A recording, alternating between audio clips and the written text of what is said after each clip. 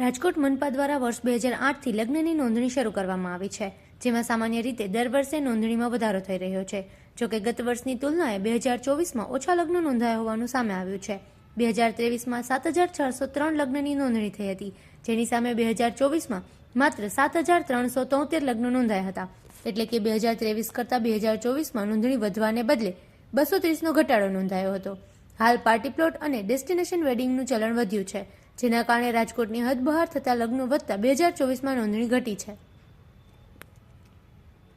જી ખાસ કરીને વાત કરીએ તો રાજકોટ મહાનગરપાલિકાના આરોગ્ય વિભાગ દ્વારા રજિસ્ટ્રારના હોદ્દાની પાવરની રૂએ મેરેજ રજિસ્ટ્રેશન એક્ટ અન્વયે જે છે એ રજિસ્ટ્રેશન છે એની નોંધણીની પ્રક્રિયા છે એ કરવામાં આવે છે. ખાસ કરીને વાત કરીએ તો 1/1/2006 પછી આ કાયદો અમલીકરણ આવ્યો અને ગુજરાતમાં જે છે 1/1/2008 પછી જે છે એ રજિસ્ટ્રેશન છે એ ફરજિયાત છે એ કરવામાં આવ્યું હતું. એનું સંધાને 1/1/2008થી માંડીને આજ દિન સુધી રાજકોટ મહાનગર વિસ્તારની અંદર જોવા જઈએ તો 85,883 જેટલા લગ્ન જે છે એ અમારી આરોગ્ય શાખા હેઠળ છે મેરેજ રજિસ્ટ્રેશન એક્ટ અન્વયે જે છે રજિસ્ટર્ડ કરવામાં આવ્યા છે.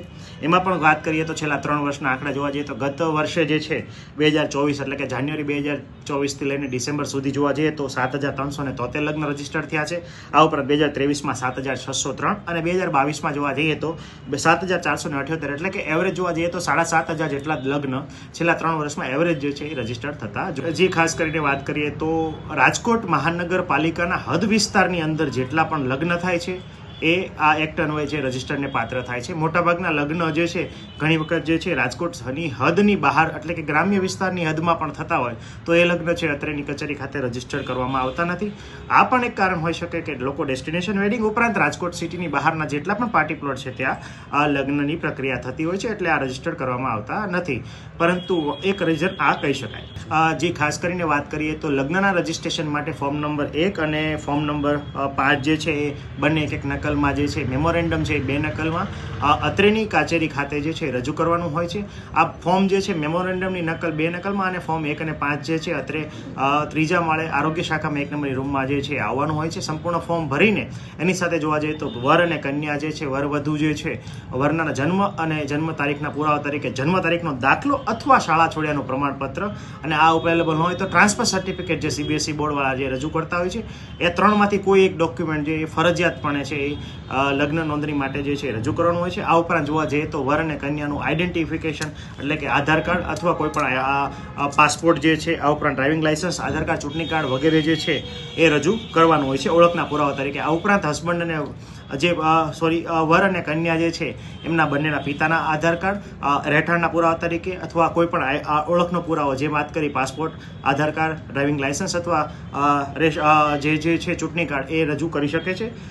ખાસ કરીને વાત કરીએ તો વર અને કન્યાની ઉંમરમાં જોવા જઈએ તો લગ્નના સમયે અથવા જે દિવસે લગ્ન થયા છે એ દિવસે કન્યાની ઉંમર 18 વર્ષ પૂર્ણ થયેલી હોય છે અને જે વર જે છે એની ઉંમર 21 વર્ષ પૂર્ણ થયેલી હોય છે. આ ઉપરાંત જોવા જઈએ તો 2 સાક્ષી જે છે એના ઓળખના પુરાવા સાથે પણ ફોર્મની અંદર પણ સહી અને સાથે સાથે સેલ્ફ એટેસ્ટેડ એમની કોપી પણ આપવાની હોય છે. આ ઉપરાંત લગ્ન વિધિ કરાવવા કોઈ પણ લગ્ન વિધિ છે અલગ અલગ ધાર્મિક વિધિ મુજબ થતી હોય છે તો ખાસ કરીને જોવા જઈએ તો લગ્ન વિધિ કરાવનાર કોઈ પણ જે છે એમનું ID કાર્ડ જે છે એ પણ રજૂ કરવાનું છે. આ ઉપરાંત લગ્નના સ્થળના માર્ગદર્શન માટે લગ્નની કંકોત્રી ઉપરાંત જે લગ્ન સ્થળ જે છે એના દ્વારા પહોંચ જે આપવામાં આવી તેની નકલ ઉપરાંત જોવા જઈએ તો લગ્નનું પહોંચ ઉપલબ્ધ ન હોય તો ખાસ કરીને અત્રેથી એક પત્ર આપવામાં આવેલું છે કે આ સ્થળે લગ્ન કરવામાં આવ્યું છે. એમાં જે તે પ્રોપરાઇટરની સહી સાથેનું પ્રમાણપત્ર રજૂ કરવાનું હોય છે. આ ઉપરાંત કન્યાદાન કરતા 2 ફોટા જે છે એ પણ અત્રે આપણે નોંધણી સમયે માંગીએ છીએ. જે ખાસ કરીને વાત જોઈએ તો લગ્ન નોંધણી જે છે એ ખૂબ જ સેન્સિટિવ ઇસ્યુ કહી શકાય અને એના માટેના તમામ ડોક્યુમેન્ટ જે છે એ વાઇટલ ડોક્યુમેન્ટ છે. આપણે જોવા જઈએ તો લગ્ન નોંધણી એ પણ એક વાઇટલ પ્રોસેસનો ભાગ છે.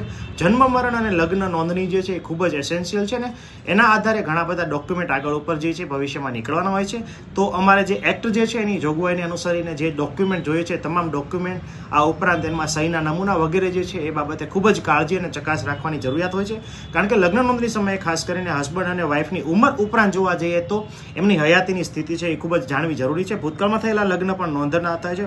ભૂતકાળમાં ઘણા વખત જોવા જઈએ તો ખોટા ડોક્યુમેન્ટ ઉપરાંત જોવા જઈએ તો છેડછાડ કરેલા ડોક્યુમેન્ટ રજૂ થતા અને એના આધારે અમારે રિજેક્શન પણ કરેલા હતા. પરંતુ ખાસ કરીને તકેદારીના ભાગરૂપે જે છે એ તમામ પ્રક્રિયાઓ સુનિશ્ચિત જે છે તમામ ડોક્યુમેન્ટ જે છે એની વેરિફિકેશન જે છે કરીને કરીને જ આપણે નોંધણીની પ્રક્રિયા કરી રહ્યા છીએ.